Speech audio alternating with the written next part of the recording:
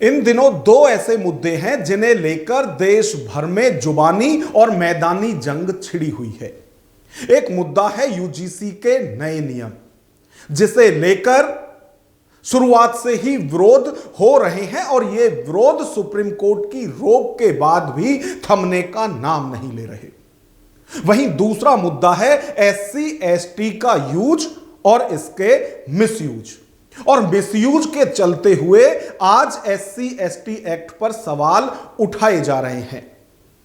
और ये जो दो ऐसे मुद्दे हैं जिनको लेकर देश भर में जंग की स्थिति बनी हुई है, तो ऐसे में इन दोनों ही मुद्दों पर विश्लेषण होना जरूरी है और आज का विश्लेषण इन्हीं दो मुद्दों पर, और चर्चा इस पर भी की जाएगी कि जब हर कोई यह कहता है कि जात पात की विदाई होनी चाहिए, तो फिर ऐसी क्या जरूरी और मजबूरी है जिसके चलते हुए जाति है कि जाति ही नहीं। नमस्कार, मैं हूं नगेंद्र भाटी। देश भर में इन दिनों तनाव का माहौल बना हुआ है और यह तनाव जातीय आधार पर ज्यादा देखने को मिल रहा है, और वो इसलिए क्योंकि यूजीसी के नए नियम आए हैं। और ये यूजीसी के नए नियम आए इस दलील और आधार के साथ है कि ये देश में जातियों को समानता का आधार देंगे, ये उन जातियों का समर्थन करेंगे, उन्हें बल देंगे जिन्हें कि जाति के आधार पर भेदभाव जिनके साथ होता है। लेकिन जब ये गाइडलाइंस आई, उसके साथ ही विरोध साथ साथ चल रहा है उन दिनों से ही, और विरोध इतना बढ़ा कि स्वर्ण समाज की तरफ से दलील दी गई कि झूठे मुकदमे इस पर होंगे और जो नए नियम आए हैं झूठी शिकायतों पर कोई कार्रवाई नहीं होगी। यानी कि जो झूठी शिकायत होंगी उन पर ना कोई दंड की कार्रवाई होगी और ना ही कोई उस पर किसी भी तरह की कार्रवाई होगी। अब इन सब को लेकर जब विरोध ज्यादा बढ़ा तो सुप्रीम कोर्ट ने रोक लगा दी और कहा कि अगले आदेश तक जो पुरानी गाइडलाइंस हैं या यूजीसी के जो पुराने नियम हैं वही काम करेंगे।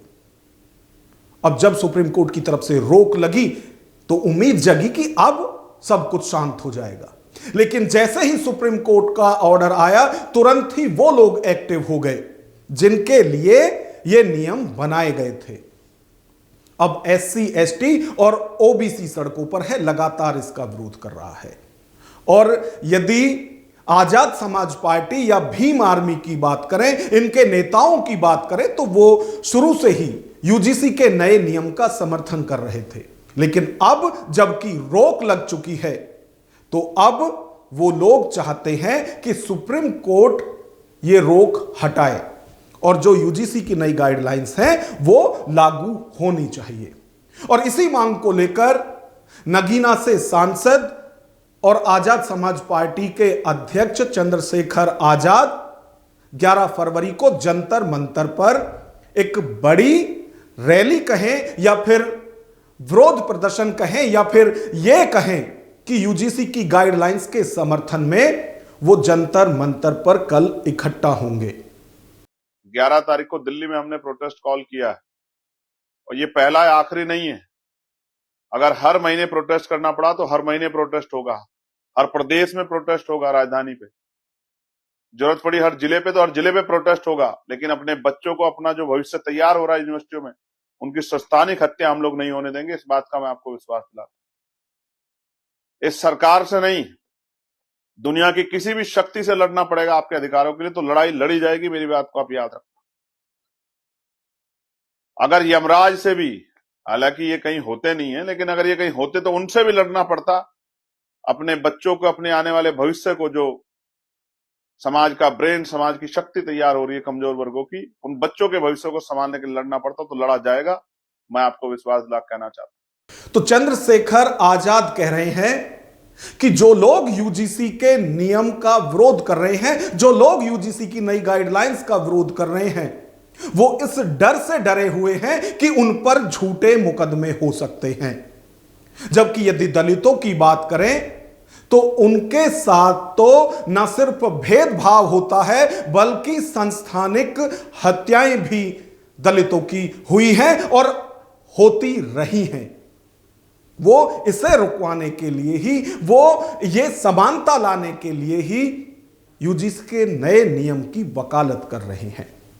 तो जो लोग लगातार यूजीसी की नई गाइडलाइंस का विरोध कर रहे थे वो आज भी विरोध में हैं और वो तो चेतावनी दे रहे हैं सरकार को कि यदि ये रोक हटी तो देश में गृह युद्ध के जैसी स्थिति बनने वाली है और इसकी जिम्मेवार सिर्फ और सिर्फ मोदी सरकार होगी।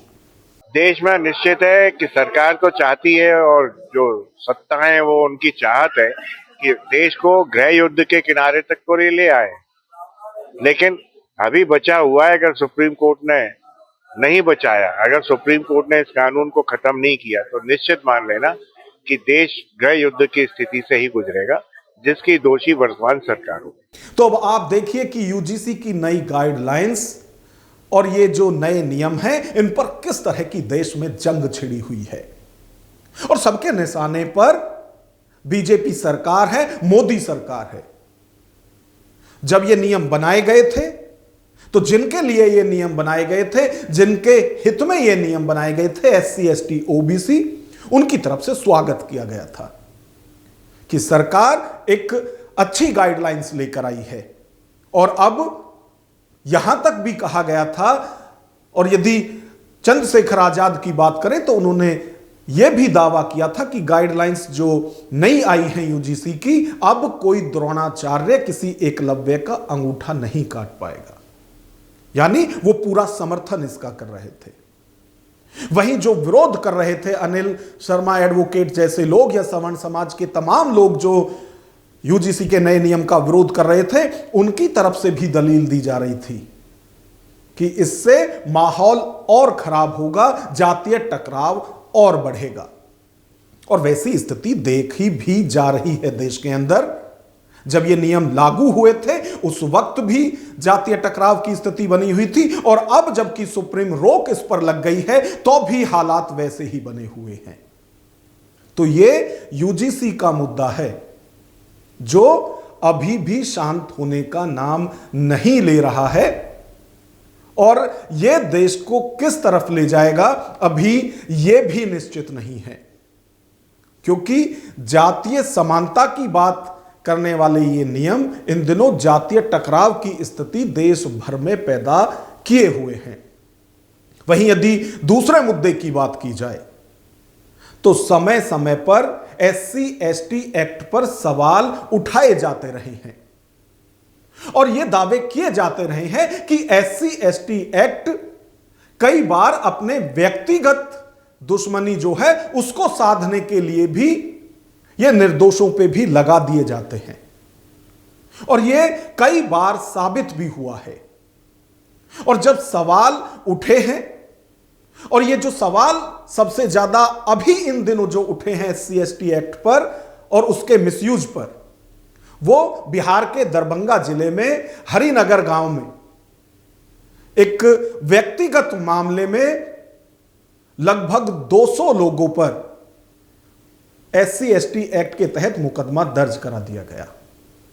और जब यह मुकदमा दर्ज हुआ तो देश भर में यह मैसेज दी गई कि एक पूरे गांव के ब्राह्मणों पर एससी एसटी एक्ट लगा दिया गया है, यानी एससी एसटी एक्ट का दुरुपयोग किया गया है। और यह मामला बिहार विधानसभा में भी उठा।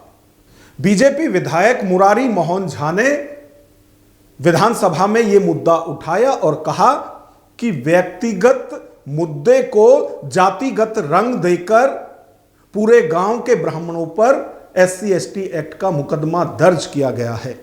और विधानसभा में आवाज उठाते हुए विधायक साहब ने कहा कि इसकी निष्पक्ष जांच होनी चाहिए। माननीय अध्यक्ष महोदय, दरभंगा जिला अंतर्गत कुशेश्वर स्थान थाना क्षेत्र हरिनगर गांव में कुछ असामाजिक तत्व के द्वारा व्यक्तिगत मामला को जातिगत रंग देकर एक ही समुदाय के पूरे गांव के लोगों को SC/ST एक्ट के तहत अभियुक्त बनाया गया है, जो कि अत्यंत चिंताजनक है। निष्पक्ष जांच कर दोषियों के खिलाफ कार्रवाई की मांग करता हूं। उत्तर प्रदेश के गोरखपुर से बीजेपी सांसद रवि किशन ने भी लोकसभा में यह मुद्दा उठाया। उन्होंने कहा कि लोक कल्याण के लिए बनाए गए कानूनों के दुरुपयोग करने वालों के खिलाफ भी कानूनी कार्रवाई होनी चाहिए, उनके खिलाफ भी कोई कानून बनना चाहिए।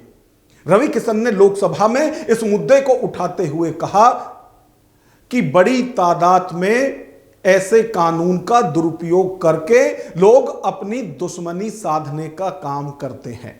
एक आदमी आता है, किसी पर मुकदमा दायर करता है, अगर वो आदमी मुजरिम है, गलत किया है, तो उसको सजा मिले, नो प्रॉब्लम, उसकी जांच हो। लेकिन अगर उसने कोई जुर्म नहीं किया है और किसी व्यक्ति ने उसके आकर उस पर मुकदमा किया, जिस पर मुकदमा होता है महोदय, उसका पूरा, अगर झूठा मुकदमा, उसका पूरा परिवार बिखर जाता है, समाज में उसकी क्रेडिबिलिटी खत्म हो जाती है, बहन बिटिया की शादी है वो बर्बाद हो जाती है, और मुकदमा करने वाला आराम से रहता है। सर्वोच्च न्यायालय ने इस पर बहुत जांच भी की, पूरा प्रयास भी किया करने के लिए, कहीं लेकिन कमी बेसी में मैं महोदय आपसे निवेदन ये करना चाहता हूं आपके माध्यम से कि इस पर सरकार पर भी बोझ आता है, क्योंकि अनगिनत झूठे मुकदमे का आर्थिक बोझ सरकार पर पड़ता है। सुप्रीम कोर्ट के वरिष्ठ वकील डॉक्टर AP सिंह ने भी SC/ST एक्ट के दुरुपयोग पर सवाल उठाए हैं। उन्होंने कहा कि ऐसा नहीं होना चाहिए कि SC/ST एक्ट का उपयोग ही ना हो। उन्होंने कहा कि ये जो कानून बनाए गए हैं, ये उन लोगों के लिए बनाए गए हैं जिनके साथ जातीय आधार पर भेदभाव होते हैं। लेकिन इस एक्ट की ताकत को कमजोर करने के लिए जब SC/ST एक्ट का मिसयूज होता है तो इससे सवाल उठते हैं। और उन्होंने दरभंगा मामले को भी उठाते हुए कहा कि उसकी निष्पक्ष जांच होनी चाहिए, क्योंकि जब इस तरह के मामले आते हैं तो इस एक्ट पर सवाल उठता है। बिहार के जनपद दरभंगा के हरिनगर जिस तरह से गांव के सभी ब्राह्मणों के खिलाफ मुकदमा दर्ज कर दिया गया, SC/ST एट्रोसिटीज एक्ट के तहत FIR दर्ज कर दी गई, यह गलत है। और जो लोग उस दिन क्या, एक हफ्ते तक क्या, काफी समय से वह गांव में रहते ही नहीं, गांव से बाहर रहते हैं, बिहार में ही नहीं थे, उन लोगों के खिलाफ भी इस तरह का मुकदमा दर्ज होना जांच अधिकारियों की शिथिलता का परिणाम है। जांच अधिकारी IO इन्वेस्टिगेशन ऑफिसर इसीलिए कहे जाते हैं, जांच करें, चीजों को, तथ्यों को समझें और उसके बाद आगे का काम करें। और इस तरह से SC/ST एट्रोसिटीज एक्ट का दुरुपयोग तो honourable supreme court, high court कहते रहे, राजनीतिक कारणों से, सामाजिक कारणों से, धार्मिक कारणों से, आर्थिक कारणों से होते हैं, लेकिन इस पर अब तो हमें प्रतिबंध लगाना चाहिए। उपयोग हो, दुरुपयोग नहीं होना चाहिए।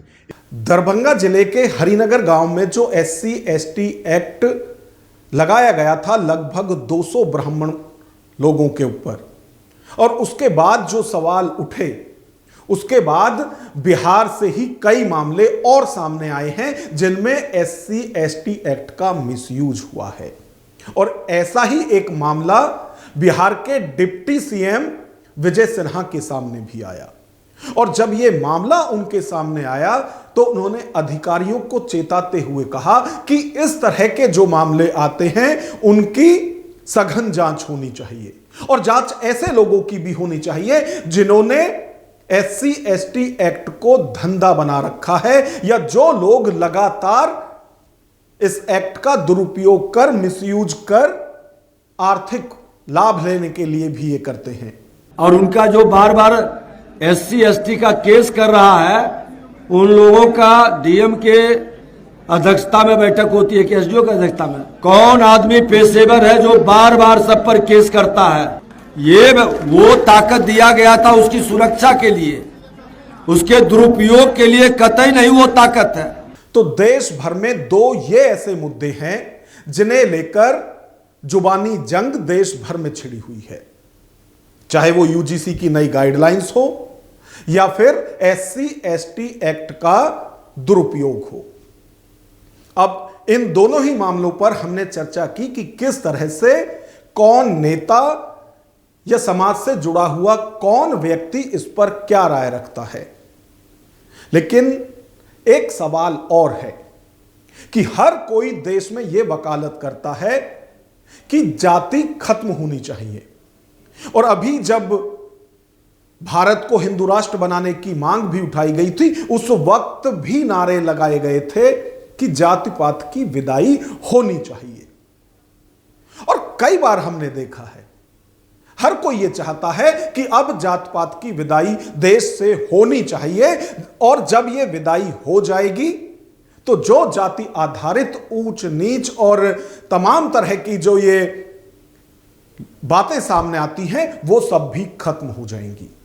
और हर बार सवाल ये उठते हैं कि आखिर ये जाति क्यों नहीं? जब हर कोई चाहता है फिर भी जाति देश से जाति क्यों नहीं? तो इसका एक सबसे बड़ा कारण यह भी हो सकता है कि हमारा संविधान यह कहता है कि आप भगवान बदल सकते हैं, आप धर्म बदल सकते हैं, लेकिन आप जाति नहीं बदल सकते। और कई बार ऐसा देखने को भी मिला है, लोगों ने इस्लाम कबूल किया लेकिन उनकी जाति वही रही जब वो अपने मूल धर्म में थे, जो जाति उस वक्त उनकी थी।